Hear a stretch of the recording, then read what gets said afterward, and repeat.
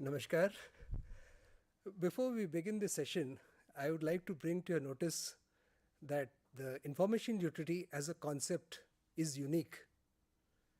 There's no parallel anywhere in the world. It is, in fact, an Indian innovation.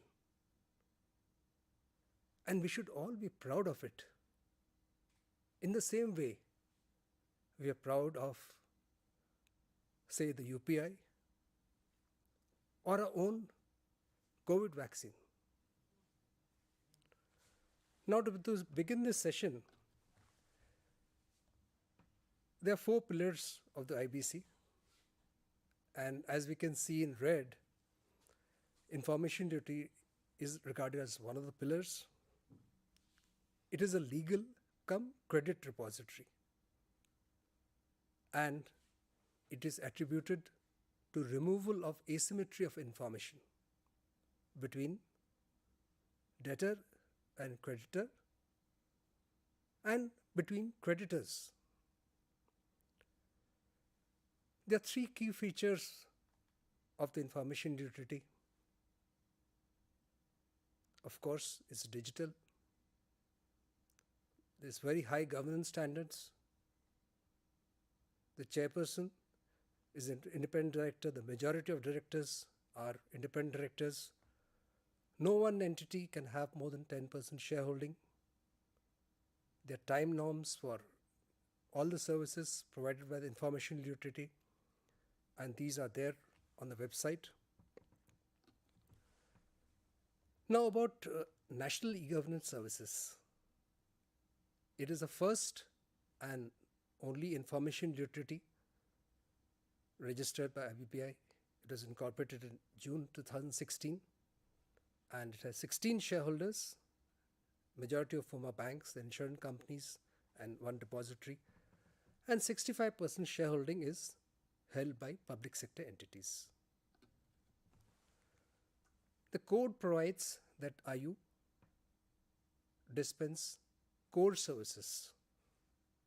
These core services are accepting electronic submission of financial information in such form and manner as may be specified, safe and accurate recording of financial information, authenticating and verifying the financial information submitted by a person, and providing access to information stored to persons as may be specified.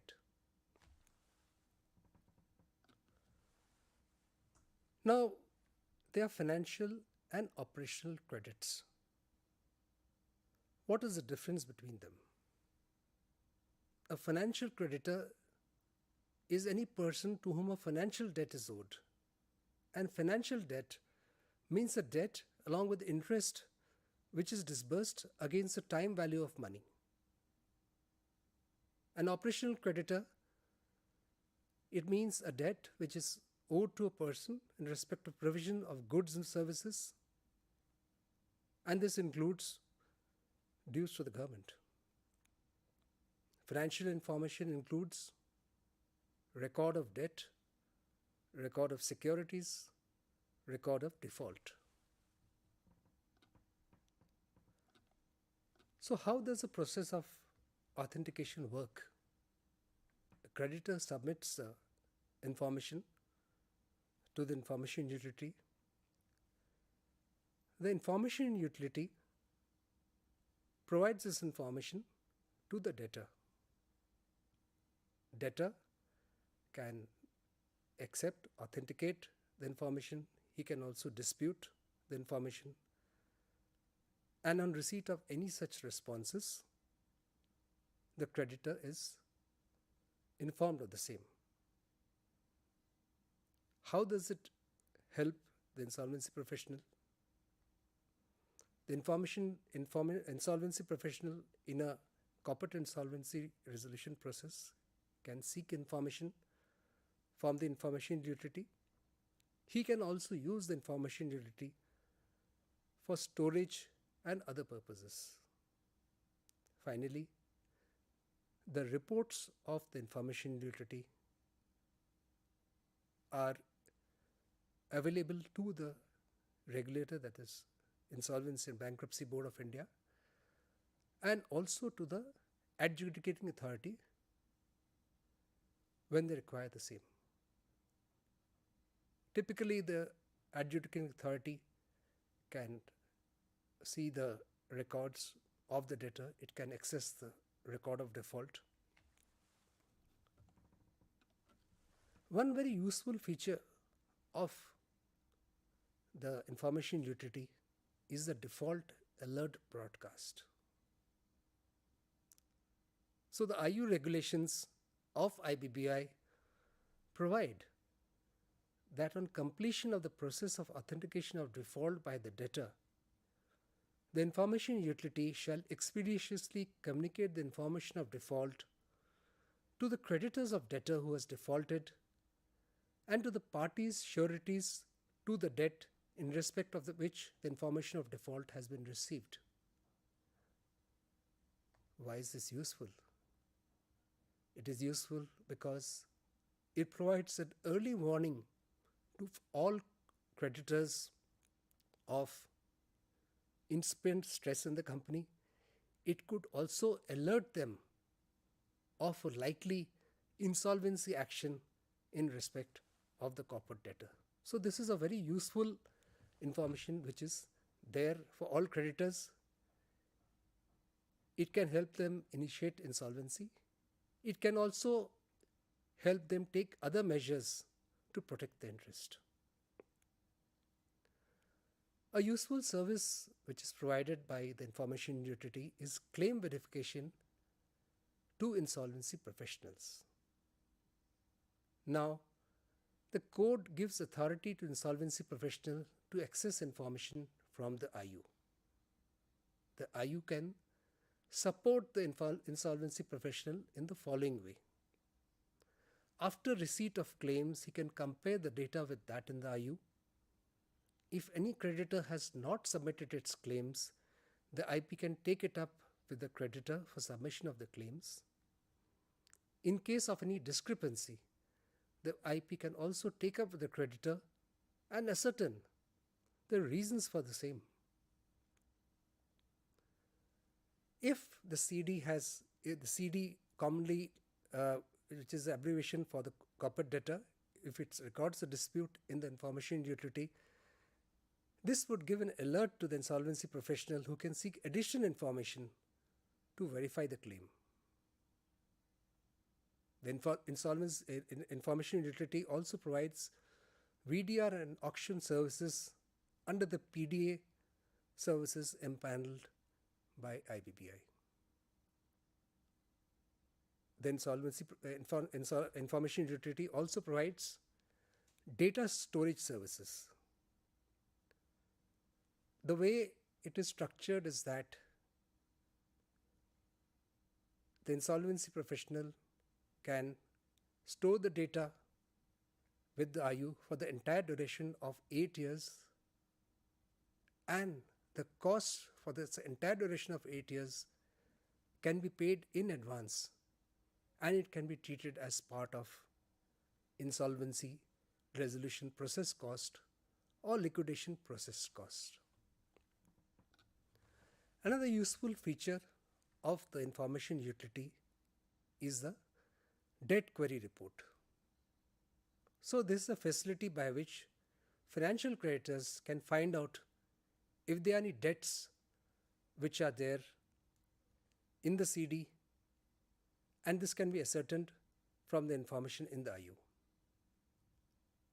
So this report displays the past authentication performance of the party as debtor, expressed in terms of percentages, shows the behavioral pattern of the debtor.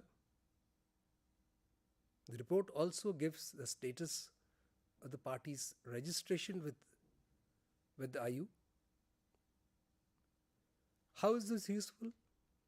It is useful for initial screening during credit evaluation or during renewal. A full debt exposure report can be requested if it is found that debt exists with other creditors. Now, besides the debt query report, Information utility also provides what is called a credit facility report. It is also called a 360 degrees credit facility report because it gives the credit history of the borrower for all financial and operational debt. And this could be in the capacity as debtor, co-obligant, or guarantor in any debt. It also gives the authentication status of each debt as well as the overall authentication behavior. This credit facility report is digitally signed by the IU, and its content therefore cannot be altered or modified. Hence, the digital output can be treated as very authentic as well as reliable. It can also be directly downloaded by the debtor. So the debtor can download the credit facility report and share it with any third party. This could be any bank with whom it is requested for credit facilities or enhancement of existing credit facilities. Besides the debtor, even the creditor can download the report. But for that, the debtor has to give electronic consent, and this consent can also be arranged through the IU. So what are the possible use cases of this credit facility report? It can be used for extending a new credit facility. It can also be used whenever an existing bank is considering enhancement of credit facilities. Similarly, it can also be used by the debtor's auditor.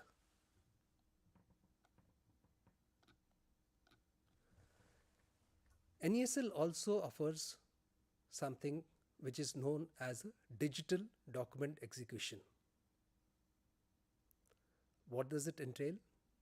It entails dematerialization of the document execution and customer acquisition transactions. It also entails online stamp duty payment and receipt of the stamp certificate.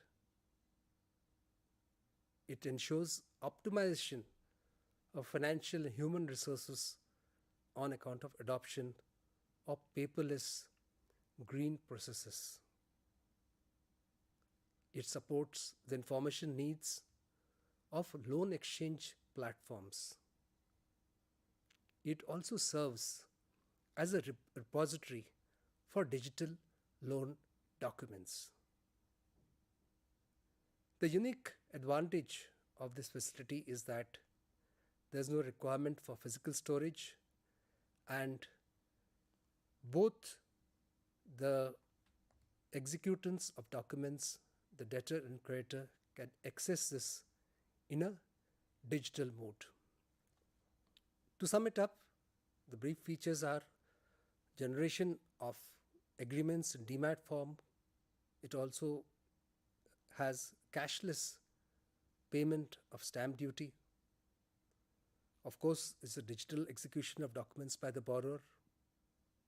It's also a digital execution of borrow by the lender.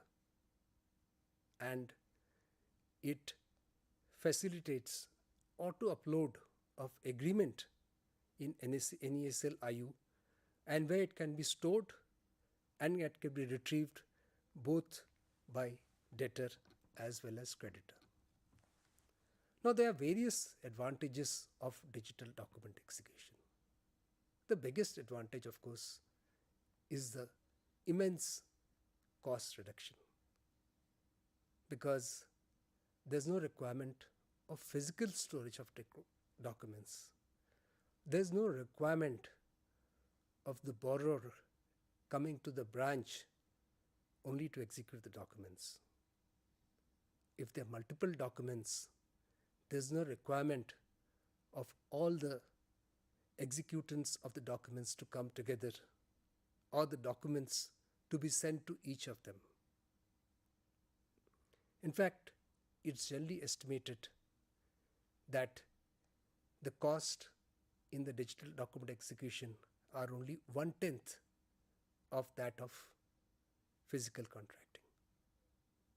The other big advantage is safety and security. It helps in reduction in the number of frauds.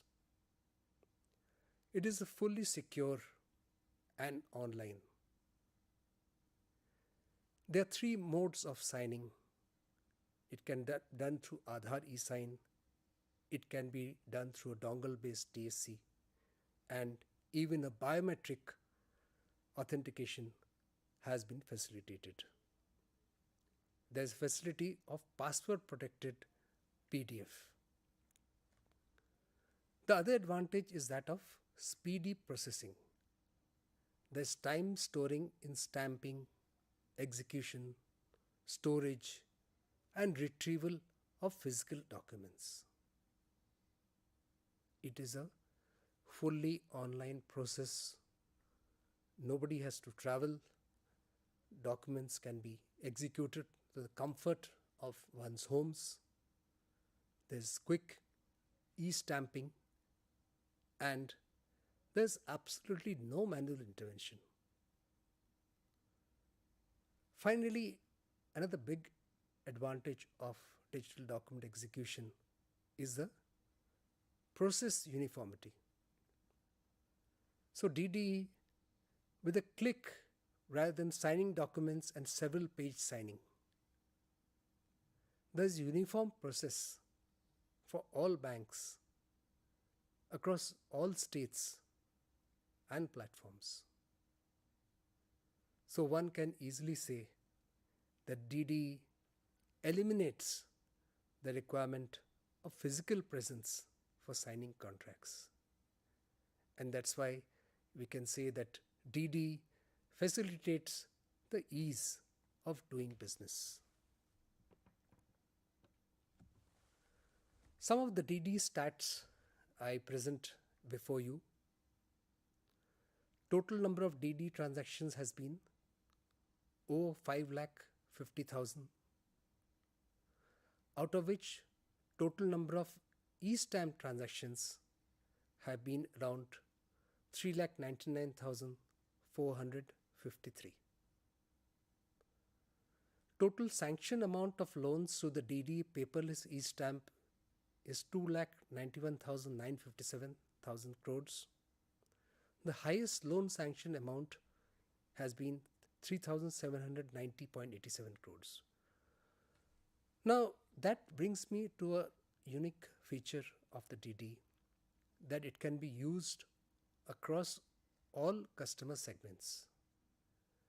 So it can be used for the large corporate borrower, as we can see that a loan amount of almost 4,000 crores has been executed through this platform. Total number of secured loan transactions which have been executed are 2,70,705.50 crores. And total number of unsecured loan sanctions have been around 21,251 crores.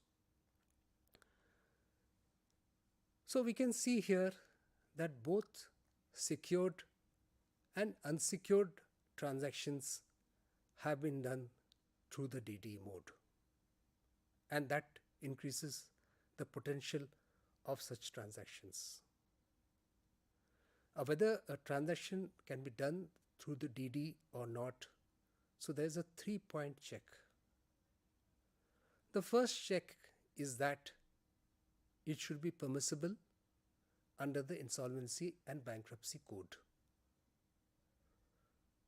The second check is that it should be permitted under the laws of the government of the state which has permitted such stamping.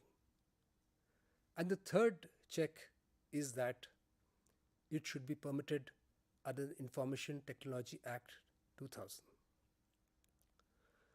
So since a DD goes through such checks, certain transactions cannot be done as of now. For example, a mortgage transactions cannot be done under digital document execution platform, but a hypothecation transaction can be done. In fact, vehicle loans are a very large segment of loans which have been sanctioned through this mode.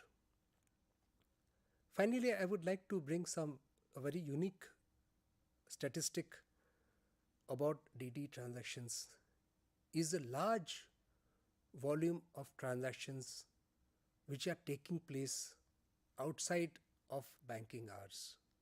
So that means customers can execute documents in the convenience of their home at a time or day which is convenient to them. So we can see from this data that on holidays, Saturday and Sunday, 8.82% of all transactions have happened. During non-working hours, 6 p.m. to 8 a.m., 11% of transactions have happened.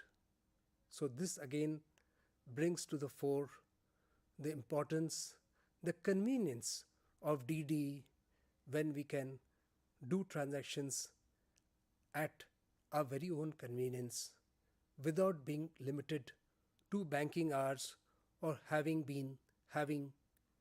a requirement of going to a bank. In fact, many banks have implemented platforms where the loan sanction disbursement can happen seamlessly through a mobile app. As we can see, DD is a very unique product in the sense that it can be done anytime, anywhere. Sanction disbursement can be done through the online mode, and it is a totally seamless journey.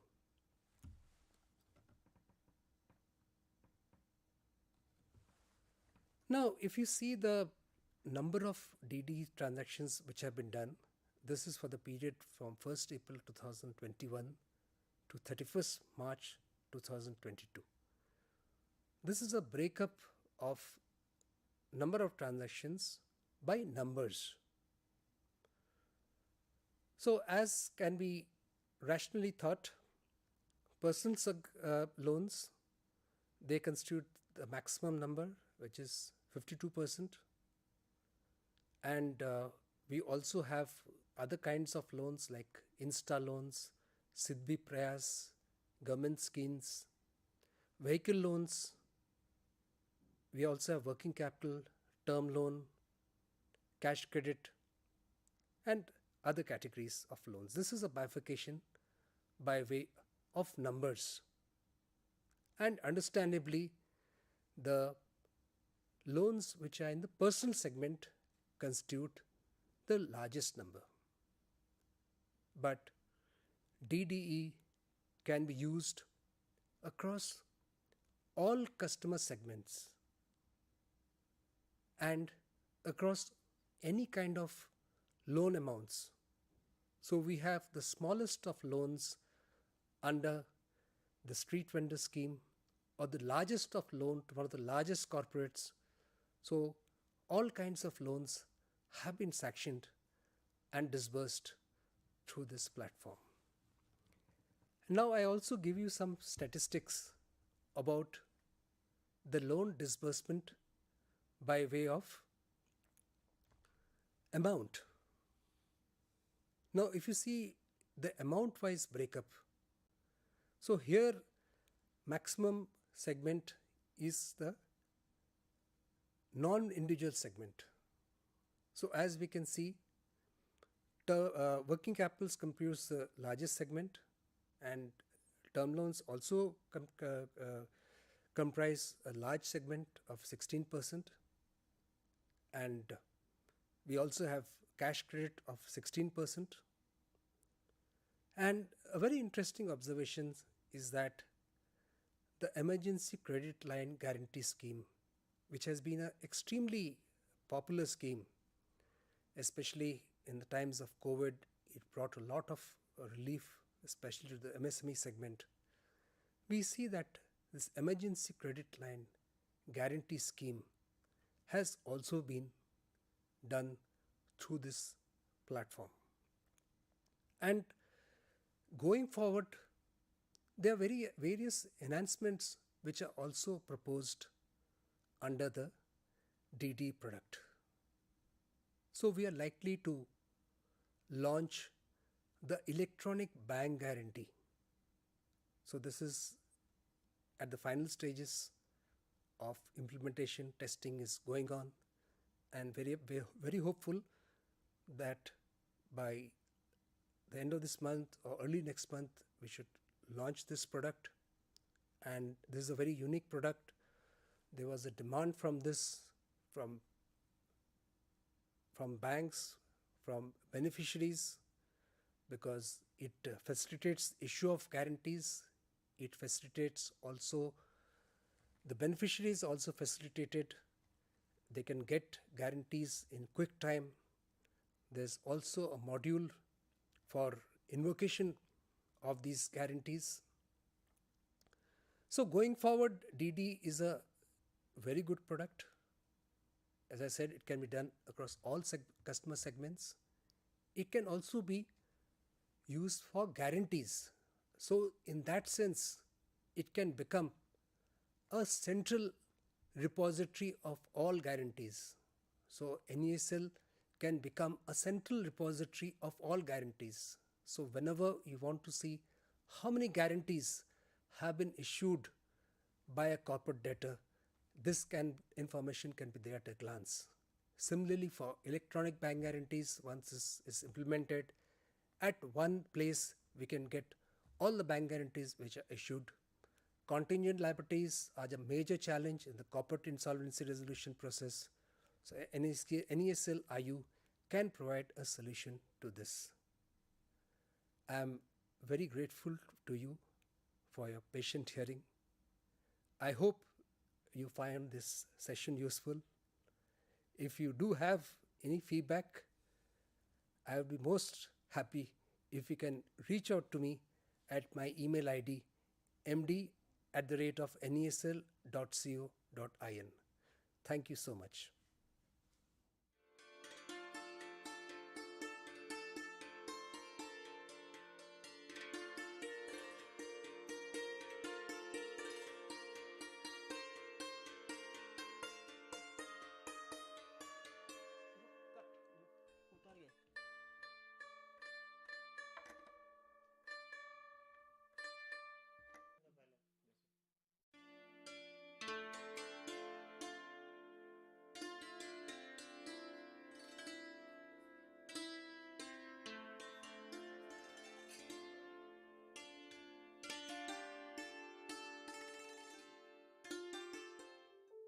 Do you wish to be part of a television studio like this, or any other media system, or already part of any media system, want to enhance a new set of skills?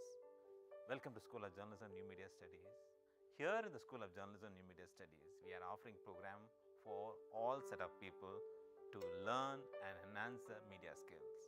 The vision of School of Journalism and New Media Studies is to generate a new set of professionals in the area of media and communication studies with understanding about role of media in the national development and global understanding.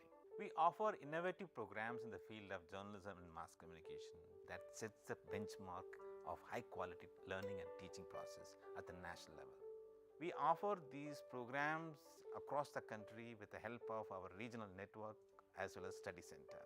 Same manner, many of our programs are offered through online mode with a sophisticated learning management system. SOGNMS offers programs from PhD in journalism and mass communication till certificate level.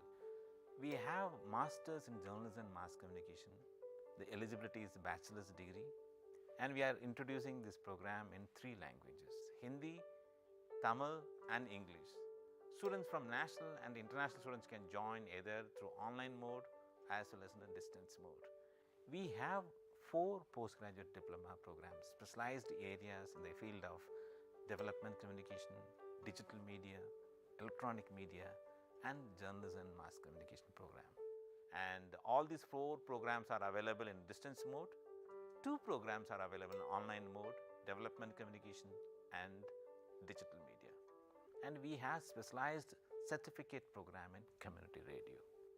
IGNOU employs various media and communication tools for better teaching and learning process. School of Journalism and New Media Studies utilizes this media system for delivering all our programs. Come and join with us for exploring a new career and enhance your media skills.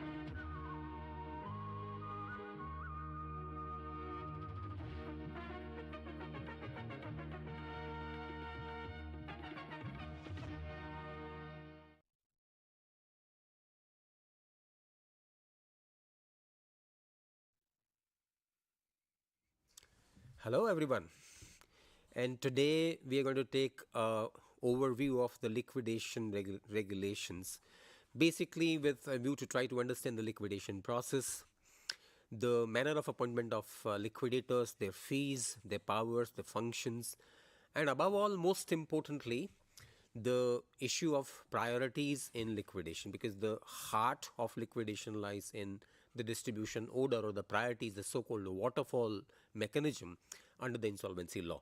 So let's first get started with a quick view of what liquidation process is all about. In terms of the process of law, we first try to give an attempt towards resolution. That would mean liquidation cannot start by itself. We first give every entity a chance to resolve itself. So resolution is always the first priority. When an entity gets insolvent, the entity gets into financial distress. The creditors or the entity itself, the financial or the operational creditors, first try to see if the entity could be rescued. So resolution is all about rescue. Rescue may or may not work, because in many cases it may not be possible to rescue. An entity may be beyond repair, it may be damaged beyond repair, and therefore it might be necessary to think of the terminal phase, which is liquidation. So in terms of trying understanding liquidation with, let's say, reference to human beings, we first talk about, let's say, trying to rescue ourselves, trying to become healthy. We get admitted into a process of health checkup or a health treatment process to see if we can be rescued from an illness that we have. But sometimes we get into a fatal disease, and therefore rescue or health operations are no more possible. Same in case of corporate entities. If we come to a conclusion that the entity is broken beyond repair, then we talk about liquidation. In terms of insolvency law, we talk about insolvency process, and then we talk about bankruptcy process. Insolvency leads to resolution. Resolution eventually leads to acquisition of the entity by a so-called resolution applicant. On the other hand, liquidation is a part of the bankruptcy process. Bankruptcy meaning broken beyond repair. There's no rescue possible. And there we talk about liquidation leading to liquidation of assets or distribution of assets, eventually leading to dissolution of the entity. Now, liquidation could be the result of a failure of resolution process. That would mean we first give a try to resolution. If the committee of creditors, and I'm sure all of you understand that resolution is under the control of the creditors, the committee of creditors decides to resolve. The committee of creditors may decide either to resolve or may decide not to resolve at all. So if the committee of creditors decides not to resolve or is unable to agree on a resolution plan, or maybe the resolution plan, there's no resolution plan at all received, or maybe the adjudicating authority does not approve a resolution plan, or say the resolution plan was presented and was, let's say, ordered, but the resolution plan does not succeed, there's a breach of resolution plan. Each of these situations would result into liquidation commencement. So liquidation commences when we say resolution is no more possible. And I'm sure you would all agree that the objective of insolvency law cannot be in liquidation. Liquidation is the terminal phase, and therefore it cannot be intending to get into liquidation. Therefore, that's a kind of fait accompli. That's a kind of fait accompli or kind of unfortunate corporate death of an entity, but that's not the objective.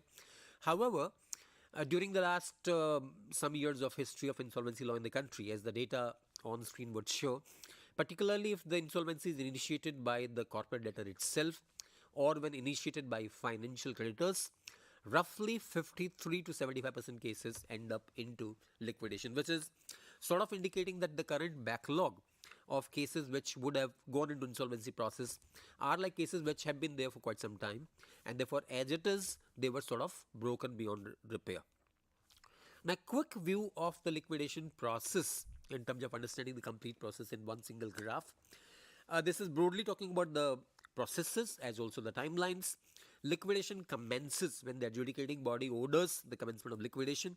That's when liquidation would commence, which would be initiated by a public announcement by the liquidator. I'll talk about who brings the liquidator on board. So the liquidator makes a public announcement the liquidation has been ordered and would ask the creditors to submit the claims. So then the question of submission of claims by creditors would come, for which the law allows a time frame of 30 days. Now, within 60 days of the commencement of liquidation, the liquidator would form a stakeholder consultation committee. We'll obviously talk about the stakeholder consultation committee a bit later as well. The creditors may either decide, creditors meaning secured creditors here, secured creditors may either decide to relinquish the security interest and be a part of the liquidation process, or they may decide to stay out of liquidation and enforce security interests themselves. And I'll talk about this as well. Assuming that the creditors have decided to join the liquidation process, they'll file a claim, and then the liquidator would admit the claim, and eventually the liquidation process sort of becomes actively initiated with formation of a liquidation estate. Now, liquidation estate is sort of notional estate. It's a notional thing. There's no actual sort of boundary line for putting assets from out of liquidation into liquidation. That's a sort of automatic process. But we need to understand the concept of notional liquidation estate as to what is included into it, what is not included into it. We'll talk about that as we proceed further. So liquidation estate, and from the liquidation estate, the liquidator then starts liquidating assets. When we talk about manner of liquidation of assets by the liquidator, there are several modes, of which one important mode, and we'll talk about that, which is sale of the entity as a going concern.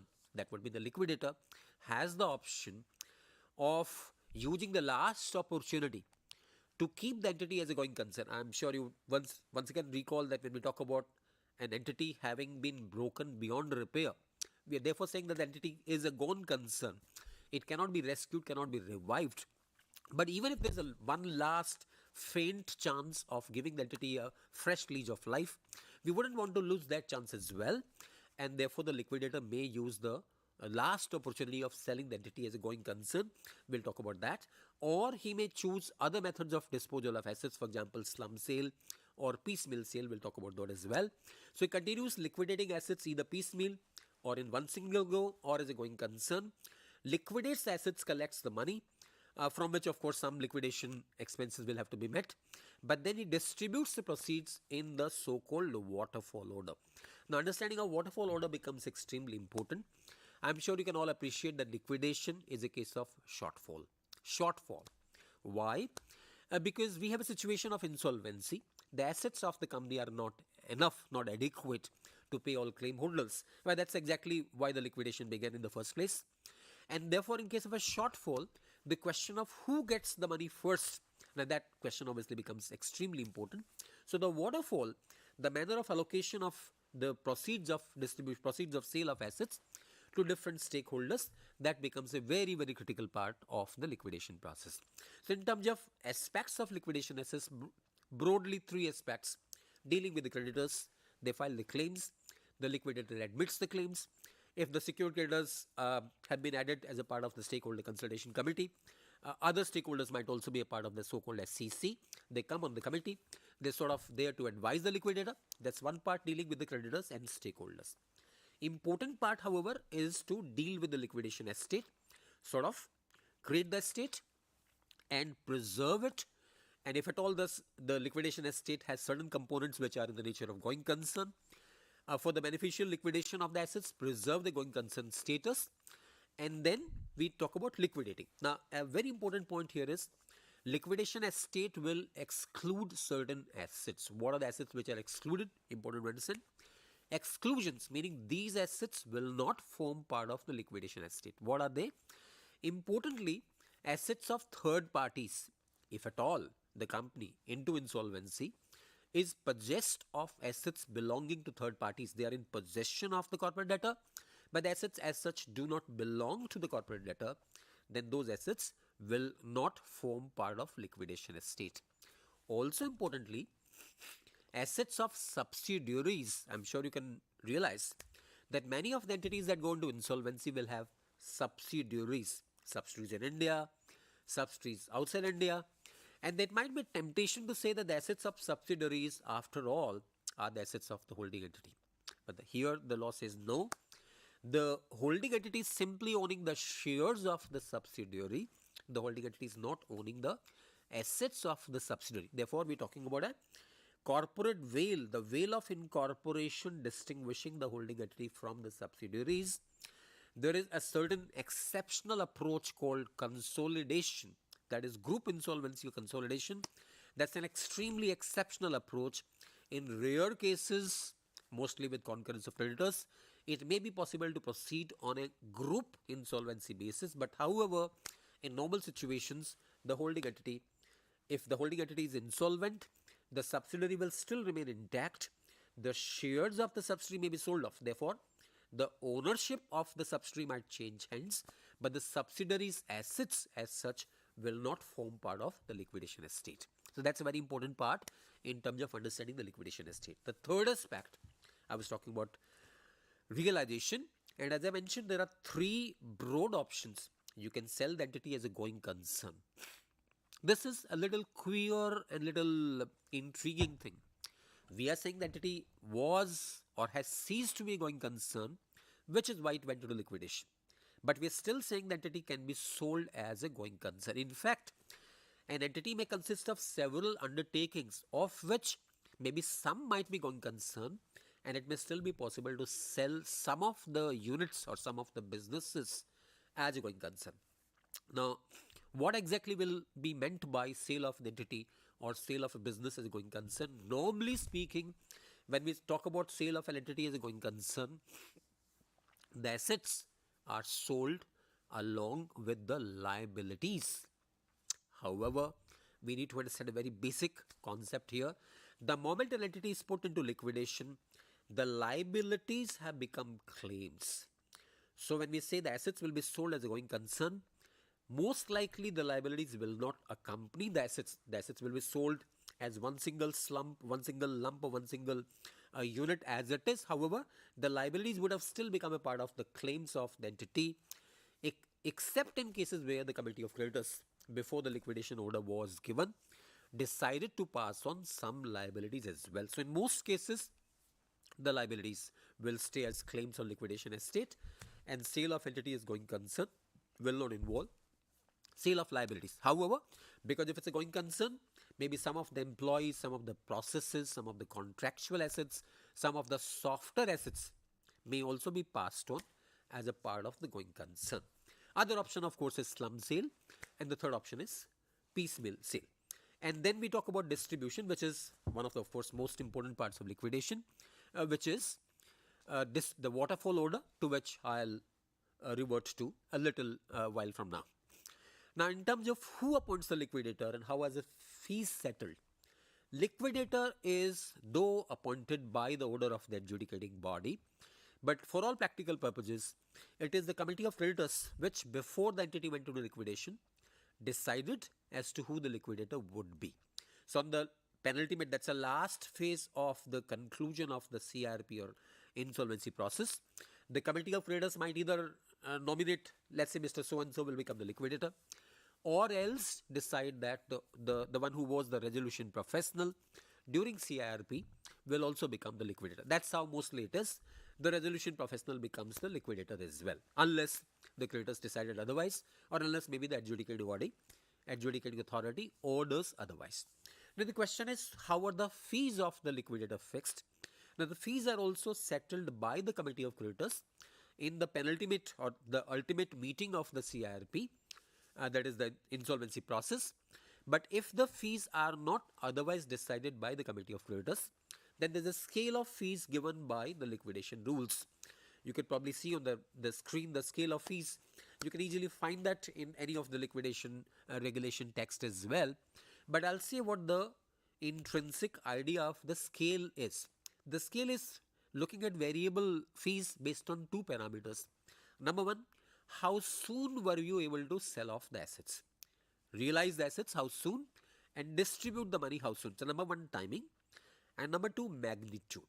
That would mean the liquidator would be rewarded for realizing the assets soon enough and distributing them soon enough. Sooner you realize, sooner you distribute, the fee scale is higher. But of course the fee is on a sliding scale based on amounts. That would mean as the amounts keep increasing, there's a lesser and lesser of rate of fee for the liquidator's fees as such payable. That's about liquidation fees. Now a question quite often comes, what are the powers and duties of the liquidator? I think I can broadly sum up by saying that since on commencement of liquidation, the officers and directors of the company automatically get terminated. Directors vacate, there are no director in liquidation, there are no directors at all.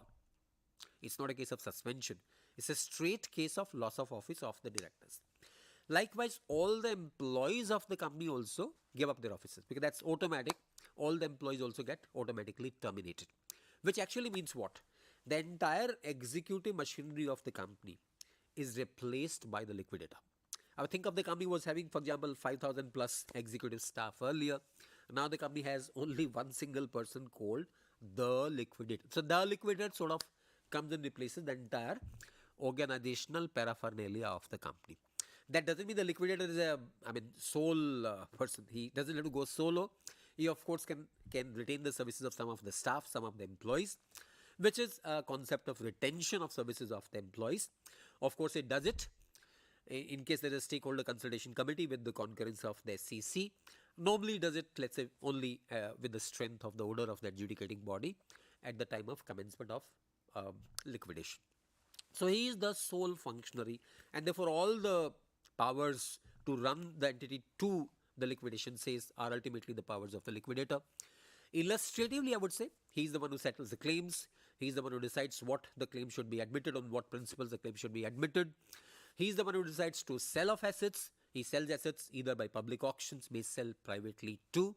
Though most liquidators would not want to lose the transparency of the sale process by going for private sales. Law, however, permits the liquidator to cause a sale through the auction or private sale mechanism. He, of course, institutes shoots in the name of the company. He makes payments on behalf of the company, whatever payments are to be done. And eventually, he is the one who decides how to go ahead and distribute the money on behalf of the company. So that's, in short, the powers and duties of the liquidator during liquidation. Now, I was mentioning about secured creditors, and I said there are two options. Secured creditors relinquishing security interest, and secured creditors trying to prove their security interest through the liquidation process. Staying outside liquidation process versus being a part of the liquidation process. Secured creditors who have security interest over assets, they may decide that my assets are good enough and therefore I don't need to join the liquidation queue. I will enforce my security interest on the asset. Well, secured creditors could have actually done that even before the insolvency began, because I'm sure all of you are aware of SARFAESI Act. SARFAESI Act permits a secured creditor to enforce security interest, and that too through a non-judicial process. But assuming for whatever reasons the creditors did not do it, even when the entity is into liquidation, they couldn't have done enforcement of security interest during insolvency, because insolvency puts a bar, it's a moratorium. But during liquidation, after choosing to say that I don't relinquish my security interest, I would enforce it myself. Following the process of Section 52 and the rules under Section 52, a secured creditor may assert his right over the asset, sell off the asset and realize the cash, in which case his remaining claim will become an unsecured claim. Other option for secured creditors, and this is typically so when there are multiple security interest holders or when the asset in question forms a part of a complicated network of assets, the secured creditors will decide to relinquish the security interest, in which case Section 53. 52 is trying to enforce security interest yourself. 53(1)(b) becomes a case of relinquishment, in which case secured creditors will become, other than the expenses, liquidation cost and resolution cost, secured creditors become part of number 1, the tier 1 or category 1. It's actually category 2, but category 1 is the expenses in the waterfall order. So quite often secured creditors may decide to enforce security interest themselves, or may decide to join the liquidation process, relinquishing security. Relinquishing doesn't mean that security interests become irrelevant, because they are secured creditors and therefore their claim becomes at the topmost priority when it comes to waterfall. It remains a complicated question as to what is the extent to which secured creditors become sort of priority, they become prioritized as Section 53(1)(b). Is it based on the value of assets over which they relinquish security interest, or is it the entire claim which becomes sort of topmost priority? That's a complicated question still, on which I guess the jurisprudence is yet to develop. But not to take you into complications, I would basically say the claims over the liquidation waterfall are primarily into 6 slots. On screen you will be able to see not 6 but maybe 8, but I'll talk about 6 only, because the last 2 are actually to preference holders and equity holders. I'm sure you can all appreciate that in case of an insolvent company, question of the preference shareholder or equity shareholders getting anything at all, that question would rarely come, because there'll be a question of shortfall. By the time we paid, priority number 2 or priority number 3 will be sort of done up with all the cash flows. So question of reaching to 7 and 8 would not come. However, technically there are 8 sort of steps in the waterfall or tranches in the waterfall, but we'll mostly be concerned with the first 3 or 4 tranches. So in terms of reality, the first tranche is insolvency resolution process cost and liquidation cost. To give an analogy, what exactly is the concept of waterfall? Now think of, let's say you invited 10 people for a dinner. You invited 10 people for a dinner. However, the food on table is good only for 4. There are 10 people in the queue. The food is good for 4. So decide a particular order. Let the children eat full first. Let them eat belly full first. Then maybe the elderly eat full. So basically you decide an order in which people will be paid based on either contractual priority or the social welfare angle. So for example, the first item is the insolvency resolution process cost and liquidation cost. It's not just the cost, there are some other elements into it. I'll very briefly mention as to what is included in the cost, very briefly. But I'll focus mainly on item number 2, which is workmen's dues for the last 24 months prior to the liquidation commencement date, and the claims of secured creditors. Which secured creditors are we talking about? Those secured creditors who have relinquished security interest, and the workmen's dues over the last 24 months. That would mean if the company has not been paying workmen for longer than 24 months before commencement of liquidation, then only dues up to the last 24 months, starting backwards from the liquidation commencement date, we travel 24 months in past, and only those dues will be our priority number 2, that is 53(1)(b). Pari passu with claims of secured creditors. So why are secured creditors on the top of the waterfall? Because contractually they are the ones who are preferred by way of having claims over assets. Why are workmen at par with them? That's a social welfare angle, because long time back in this country we decided that we are an egalitarian society, and therefore we will place workmen at par with secured creditors. So in terms of proportionality, workmen's dues and the claims of secured creditors become pari passu claim. Pari passu meaning proportional. So whatever is the total claims of secured creditors, whatever are the total claims of the workers, the money available at this level will be split proportionally between those two. And that proportional allocation will then go to individual proportions of the workman's respective wages and likewise the claims of different secured creditors. I must quickly add here that secured creditors themselves may be of various classes. There might be a senior secured creditor, there might be a pari passu secured creditor, there might be a subordinated secured creditor. So after allocating the money to secured creditors, then we reallocate the money to the various classes based on the respective priority order. And also I must say the workman's dues. This is a very sensitive item. I'm sure you all appreciate that workman's dues are very important. Workmen's are probably the weakest element in the entire ecosystem.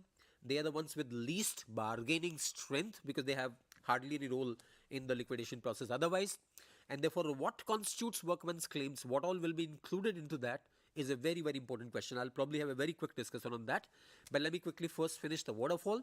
So, workmen's dues and the secured creditors' dues become the top item, excluding the cost, which is item number A anyway. Then comes next employees' dues over the last 12 months. Rest of the employees, other than workmen's, the rest of the employees last 12 months dues. Then comes claims of financial creditors. These are what claims? These are obviously unsecured financial creditor claims. So that is the fourth item in the waterfall. Fifth item, and this is a very interesting point to understand. Fifth item is the claims of the government. That comes under fifth item. See, the government has made a tremendous sacrifice to make insolvency a success. The government has brought itself to the fifth item. And the sixth item, of course, is any other claim. Now, very, very quickly, as I said, I'll maybe very quickly take you through what exactly is the component of workmen's dues. And therefore, let's understand that the word workmen's dues includes several things. It includes wages, dearness allowance, bonus, unavailed leave. And I must quickly say that there's also a jurisprudence to say that even the terminal benefits, that is compensation for retrenchment, may also form part of workmen's dues. Then there are also points to say that if there is unpaid provident fund dues, gratuity fund dues, any other employee benefit dues, those may also form part of workmen's dues. So that's the wide ambit of the term workmen's dues, which is, as we understand, a very important item in the entire waterfall. So quickly summarizing the entire process of liquidation once again. Liquidation is terminal phase, the entity is rescueless, helpless, and therefore we get into a terminal phase of liquidation. Liquidator is essentially on his own. He is advised by the stakeholder consultation committee, but basically works under supervision of the adjudicating body. His powers include the power to run the entire affairs of the company because he is the sole person replacing the entire organizational hierarchy of the company. And in terms of the waterfall, which is extremely important, secured creditors' claims and workmen's claims are placed pari passu in terms of respective amounts. And then come the rest of the claims, which include the employees' dues, financial creditors' dues, government dues, number 5. And 6th, of course, is any other claims. So that's the priority order. In terms of real practice, like most liquidations are deep insolvency matters. Therefore, commonly, after distributing at item number 2 or 3, mostly there is hardly any money left. And therefore, please appreciate that very often the central or state government, the tax dues or the claims of central or state government normally may go unpaid in the insolvency process. That's a hard realization, but that's how the insolvency law was cast. So as of now, liquidation is, well, of course, for a company which has become completely beyond repair, beyond recovery, liquidation is the eventual, it's a fait accompli or eventuality which anyone would like to avoid, but quite often in case of businesses, that is the path, and therefore it's a hard reality that one would have to face. So liquidators try and maximize the value of assets of the company by adopting various means as going concern sales, slum sales, or piecemeal sales. I hope this small lecture might have given you some overview of the liquidation process and would therefore allow you to better appreciate what happens during the liquidation process. Thank you very much. Thanks very much, all of you.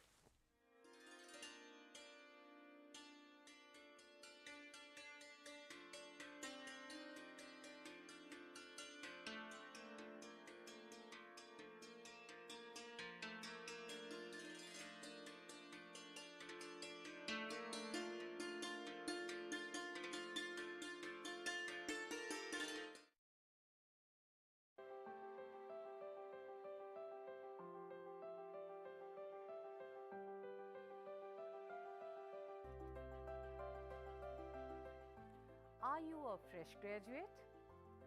Do you want to fulfill your educational aspiration by pursuing higher education in various interdisciplinary and multidisciplinary areas like environmental science, environment and occupational health, philosophy, sustainability science, folklore and culture studies?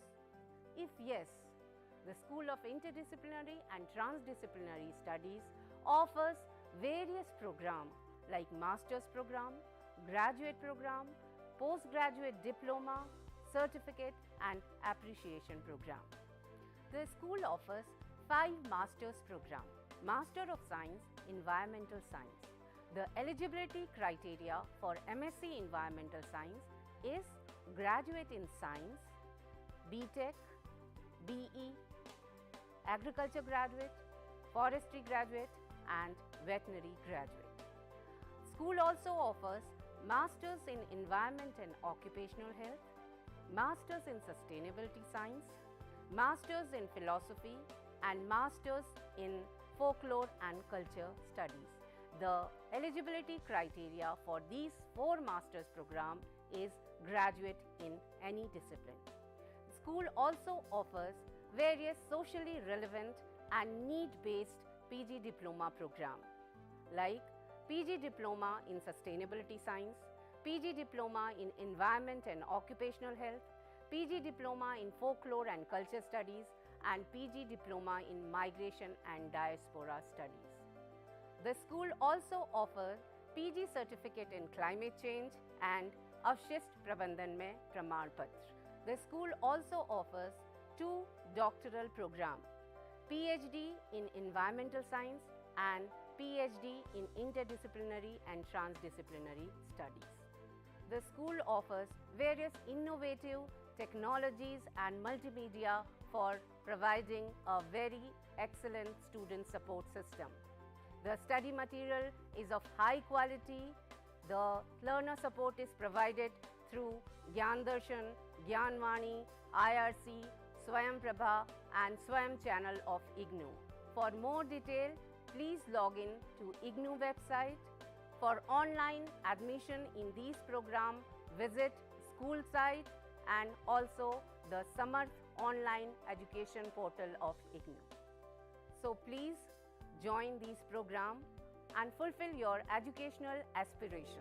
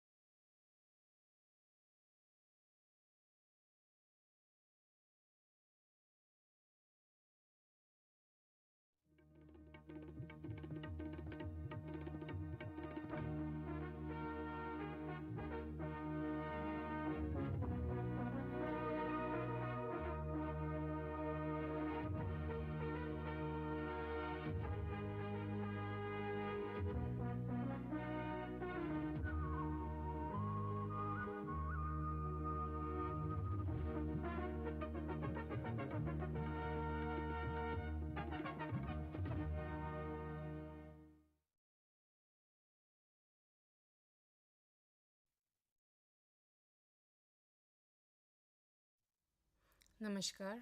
I, Professor Shachi Shah from School of Interdisciplinary and Transdisciplinary Studies, welcome you all for today's session on Bio Cng, the fuel for green future.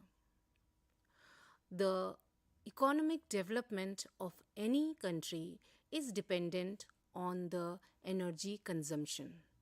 India, with an objective to achieve energy security, is aiming to reduce the import of crude oil and to increase the natural gas in its energy mix. Not only energy security is important, environmental sustainability, livelihood is also very important. When we talk about energy security, the India is committed to various international and national commitment, whether it is related to Paris Agreement or Conference of Party, which is held in Glasgow, or various national action plan on climate change.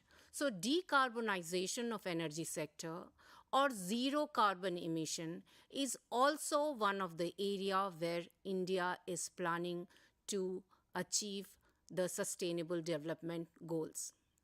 The second aspect is the generation of energy from the waste. We all know that the large amount of waste is generated from whether it is agriculture sector, various type of agriculture residues, or from poultry sector, animal sector, municipal solid waste, whether it is from effluent treatment plant, STP, etc. If we talk about circular economy, India is also aiming to achieve or circular economy by reducing and reusing the waste and generating the energy from various type of waste. In this regard, the Bio Cng, which is also known as compressed biogas, is an alternative renewable and green fuel. Compressed natural gas is having the consumption of CNG is increasing day by day. So this Bio Cng provide an alternative. The CNG when we use or the type of agriculture waste which is basically dumped into various landfill or it is burned, the air pollution is increasing. So with this twin aspect, one is use of green fuel, continuous alternative fuel, reduction of environmental pollution, reduction of greenhouse gases, and aiming the energy security, Bio Cng provides a very good alternative. The Bio Cng, when we say it is a compressed natural gas, it is desulfurized, decarbonized, it is upgraded, and calorific value is increased. It is compressed and then through pipes it is exported and it is used for various purposes, whether it is transportation, automobile, cooking and other purpose. So before going into Bio Cng, what are its advantages, what are various policies and schemes of government and the Bio Cng model. Before that, I just wanted to brief you about India's energy policy or India's energy mix. The India, as I was saying, that it is aiming for economic growth. It is one of the third countries where largest primary energy consumption is used after America and China. Currently, if we see, it imports nearly 77% of its crude oil requirement and 50% of its natural gas requirement. Various policy, the government of India has set a target of reducing this import by at least 10% by 2020. India has also set a target of increasing the contribution of gas in India's energy mix from existing 6.5% to 15% by 2022. If we see global average, it is 23.5. So to achieve this target, India is aiming for various biofuel technology, generation of various type of bioenergy, and this Bio Cng is an important area where the government is aiming to establish various Bio Cng plants. So what is Bio Cng? Bio Cng, it is a compressed natural gas. When we talk about the biogas, compressed biogas, the biogas is produced by anaerobic digestion of various type of waste. Anaerobic digestion is where the microorganism act on various type of waste. They produce methane and other gases. The microorganism which are digest this waste, they may be methanogenic bacteria, acetogenic bacteria, hydrolytic bacteria, or acidogenic bacteria. They degrade this waste, whether it is agriculture waste, sugarcane, press mud, or vegetable waste, municipal solid waste, poultry farm, cow dung, and so on and so forth. So biogas is produced. This biogas is having certain low calorific value. It is also impure. So this biogas cannot be used directly for transportation or for industry purpose. So it is upgraded, it is purified, and after that its calorific value is increased, it is purified, and it is used and compressed, and then it is used as Bio-CNG. So when we say Bio-CNG, it is a clean renewable fuel, because when we say clean fuel or green fuel, it means that it is the pollution, it is environmentally friendly. We all know that the various kind of fuels, whether it is fossil fuel, petroleum, diesel, and other kind of fuels, they produce large amount of air pollutant. This air pollutant is causing various harmful effect. Beside that, the waste, various type of greenhouse gases is generated, which are responsible for greenhouse gas emission. So this is also a green fuel, which is also aiming for reduction of waste, using this waste for energy generation. The purpose is also as a mitigation strategy for decreasing the greenhouse gases. By compressing the biogas and purifying this biogas, the calorific value of Bio-CNG is increased, and the other property is like CNG. So it is having higher calorific value, so it can replace CNG from automobile, from industry, and from commercial areas. This compressed biogas is also commonly used term for this Bio CNG, and Ministry of Petroleum and Natural Gas, they have given the specification and also the BIS standard, which is known as IS 16087.2016. So it is also having the BIS standards. The production of biogas through the production of Bio-CNG from biogas, basically it takes place through three processes. These three processes are desulfurization, upgradation, and compression. Desulfurization, as the name indicate, the purpose of this process is to reduce the hydrogen sulfide content below 20 parts per million, so that when the H2S is reduced, the corrosion, basically it is responsible for corrosion of reactor or digester. So during this process, H2S is reduced so that the corrosion can be decreased and calorific value can be increased. Second process is upgradation. The upgradation is to increase the methane content, that is more than 92 to 98%. With the increasing methane percent, the calorific value increases from 47 to 52 megajoules per kilogram per kg.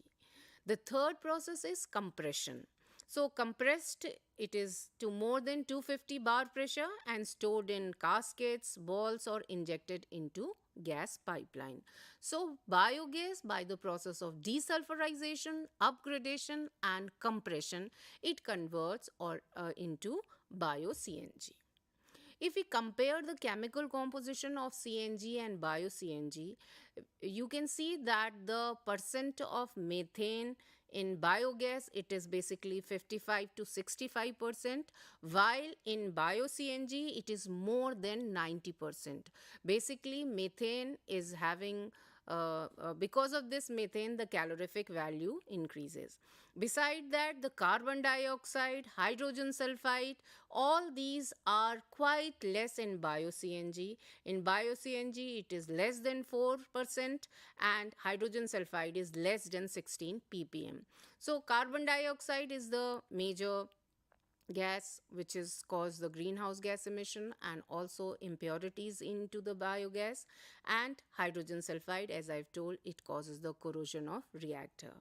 Then the amount of ammonia, nitrogen, oxygen, and moisture, This is also quite less in Bio Cng.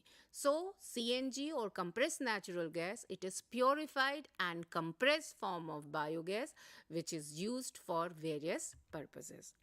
When we say the biogas generation process, the biogas, we know that it is basically anaerobic digestion of various type of waste, where various type of microorganisms are being used. These microorganisms, in absence of oxygen, they decompose, they degrade the organic waste, and methane, hydrogen sulfide, and CO2 is produced. There are three stages basically when we say the biogas productions. These are the hydrolysis, acid fermentation, and methane fermentation. Various type of bacteria, hydrolytic bacteria, acidogenic bacteria, acetogenic bacteria, and methanogenic bacteria, they work on anaerobic digestion, and various type of gases are produced. Then this is compressed and it is converted into Bio-CNG. When we say the feedstock or the material for the production of biogas or Bio-CNG, there may be different kind of waste. This can be urban waste, this can be agriculture waste, and this can be industrial waste. When we say urban waste, the urban waste, it can be kitchen waste, garden waste, household garbage, cattle dung, fruits and vegetable waste, poultry waste, commercial and industrial garbage. So all kind of urban waste, municipal solid waste, it can be used for the production of, or as a feedstock for the production of biogas. The agriculture waste, it can be paddy straw, agro-processing industry residue, different type of effluent, green grass, napier grass, or paddy straw, sugarcane. These all agriculture residue are very potential biomass for the Bio-CNG production. When we say industrial waste, the industrial waste may be from agro-processing industry, it may be paper and pulp industry, milk processing industry, spent wash from distillery, pharmaceutical, oil extraction plant, sugar industry, slaughterhouse, tanneries, etc. Besides this, any type of waste which are having high calorific value can be used as a feedstock. The production of Bio-CNG from the waste, it has various steps and there are certain specifications. In this slide, you can see that the steps for Bio-CNG production is first is feedstock, aggregation, and segregation. The feedstock, as I've told, the biomass, it can be any organic matter which ferment to give biogas. If we talk about liquid, it can be distillery spent wash, solid substrate, as I've told you, it can be agriculture waste, urban waste, animal waste, or industrial waste. It can also be STP sludge, starch, food waste, press mud, agro waste, segregated organic waste from municipal solid waste. This feedstock is then pre-treated. The pre-treated, as I've told you, that the process is digestion, anaerobic digestion. In this anaerobic digestion, through hydrolysis, acidogenesis, acetogenesis, and methanogenesis, this organic matter is digested and raw biogas is produced. In this raw biogas, methane is approximately 55 to 70%, carbon dioxide is 30 to 45%, H2S is 0.1 to 4%, ammonia 0.1%, oxygen and moisture also 0.1 to 2%. After the pre-treatment and anaerobic digestion, it is upgraded. The upgradation means removal of impurity to get the Bio-CNG or biomethane or compressed biogas. So after this upgradation, it may be scrubbing through membrane filter, through other methods, there are many other methods, it is purified. So purified, after purification, the percentage of methane is increased, that is 90%. Carbon dioxide, H2S, ammonia, nitrogen, oxygen, all these are reduced. So by compressing, by purifying, the calorific value of this Bio-CNG is increased. Then this Bio-CNG is bottled or it is sent for power generation. So after removal, H2S, the generation of power is increased. It can be used for cooking gas, which is equivalent to LPG. It can be used in the same burner as LPG. It can be used as transport fuel, which is CNG equivalent, and it can replace the CNG in the same engine with slight increase in the air. This graph also shows you schematic of Bio Cng plant. You can see that whether it is equivalent amount of waste, just I have tried to show that whether it is 10 kg of agriculture residue or 25 kg of vegetable waste or 20 kg of press mat or 20 kg of waste from STP sludge, it can be used as a feedstock. Beside that, other biomass can also be used as feedstock. It is pre-treated, and after pre-treatment it is transported to digester. The digester or reactor can be of any type. There are many type of reactor where anaerobic digestion takes place, and this anaerobic digestion of different type of feedstock, methane or other biogas is produced. Then this biogas is purified, scrubbed, compressed, and it is stored as Bio Cng. During this process, the one more advantage is that the residual slurry or the residual substance which is produced, it is also used as manure, compost. So beside getting the energy, the compost is also used, which is used as fertilizer. So when we say the advantage of Bio Cng, there are several advantage of Bio Cng. The example, it is provide the energy security, it is a green fuel, it is a renewable fuel, it reduce the amount of waste which is produced, it reduce the pollution. So just to point out the advantages of Bio Cng, it reduce the import of natural gas and crude oil. So by reducing the import, the amount of expenditure which is incurred into these importing of this crude oil, this petroleum and other gas is reduced. So this is also as an indicator of the economic growth of country. Then this agriculture residue or various type of waste, whether it is cattle dung, whether it is municipal solid waste, or whether it is other type of industrial waste, it is being used for production of compressed biogas.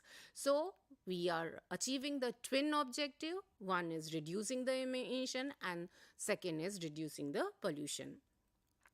As I was telling that India is committed to various type of national policies and program for it is committed for mitigating the climate change through Paris Agreement or other type of nationally determined commitment, etc. So it is also a boost for fulfilling this national action plan for climate change. There are 8 missions, whether it is related to all for energy, for reduction of pollution, renewable energy. These all are getting a boost when Bio Cng is used as an alternative source of energy. It is also fulfilling the aim of energy security. It is contributing toward the Swachh Bharat Abhiyan or Swachh Bharat mission by using the various kind of waste. So pollution is reduced, carbon emission is reduced, fulfilling the national policy, national commitment, and additionally it is also providing the sustainable livelihood. It is also good for farmers. It is also providing the employment opportunity where biogas plant is being installed.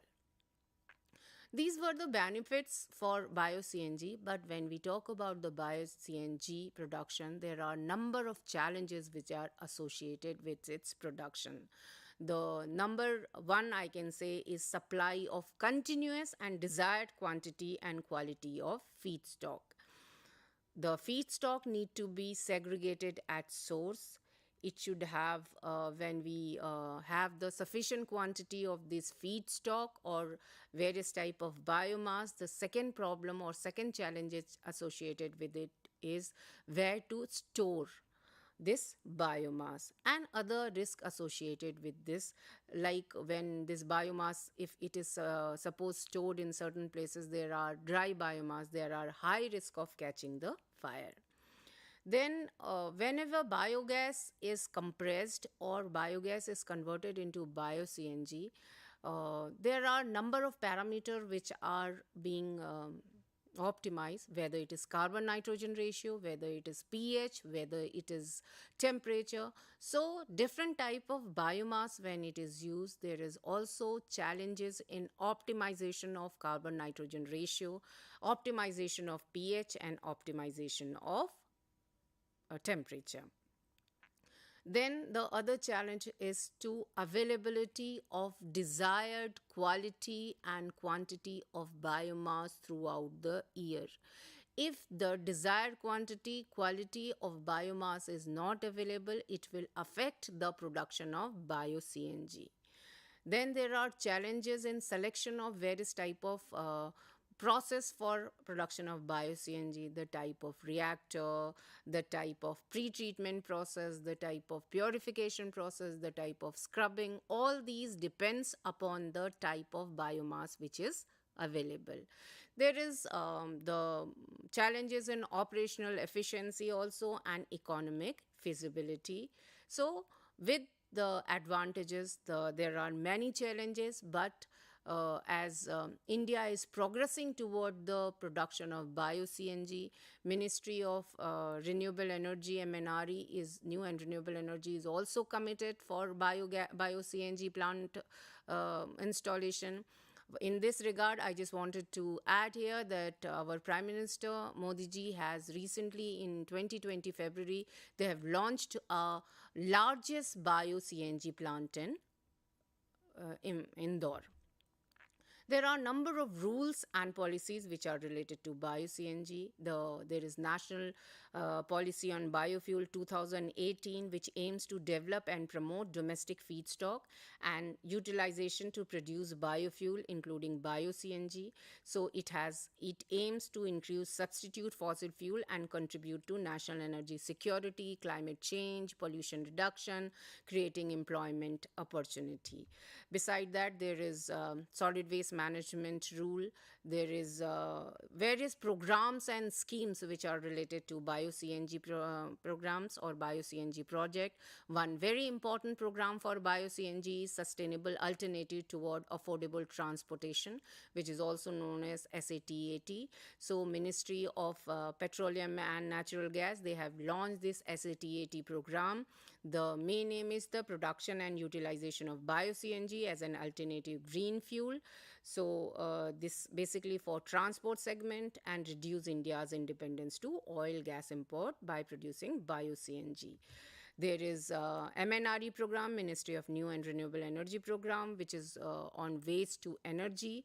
So through waste to energy program, it is promoting the setting up of a biogas, bio-CNG power project using urban, industrial, agriculture, waste and municipal solid waste. So it program has also offered central financial assistance in the form of back-ended subsidy for installation of waste to energy project. Then there is Swachh Bharat Mission and galvanizing organic bioagro resources, which is also known as Govardhan scheme.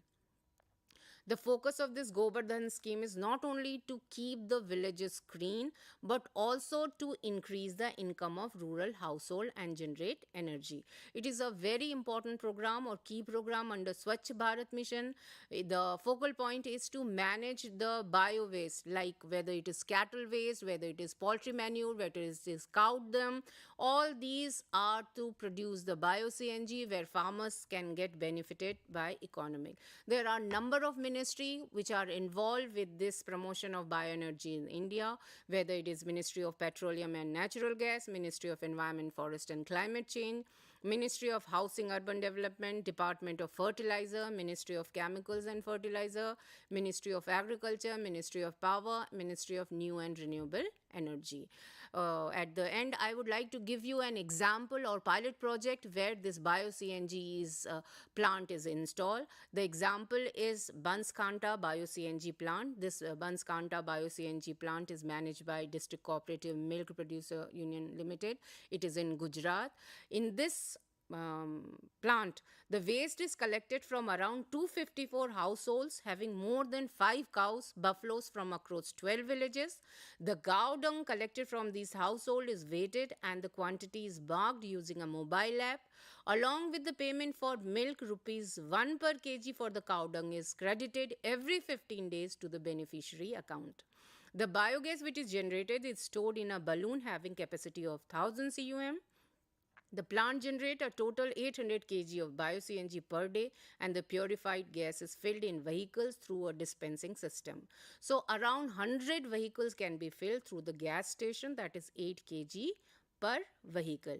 Likewise, there are many models which are there, whether it is in Haridwar, whether it is in Gujarat, whether it is in Indore. There is a very good example of this kind of model in Haridwar, where there is a Bio Cng product in Uttarakhand. Here also the cow dung is collected from the various as a feedstock from various type of gaushalas. We know that in Haridwar there are many gaushala. So these cow dung is collected from the gaushala. The biogas is generated, which is stored in small horizontal plant. Then this biogas to biogas plant, it is purified, it is compressed, and then solid part is fortified. It is also used as biofertilizer beside Bio Cng, and there are 36 different products which are also being used as additional, whether it is for farming, whether it is biofertilizer for other purpose. So with this, the Bio Cng, it is a very important and welcoming step where Indian government is taking a lead, and it is also providing energy security. It is also important for reduction in the emission of various type of pollutant, the reduction of various type of waste, and also supporting various commitment of Indian government, whether it is related to waste to energy generation, renewable energy generation, or mitigating the climate change or Paris Agreement. With this word, I once again thank you for attending this session. Thank you.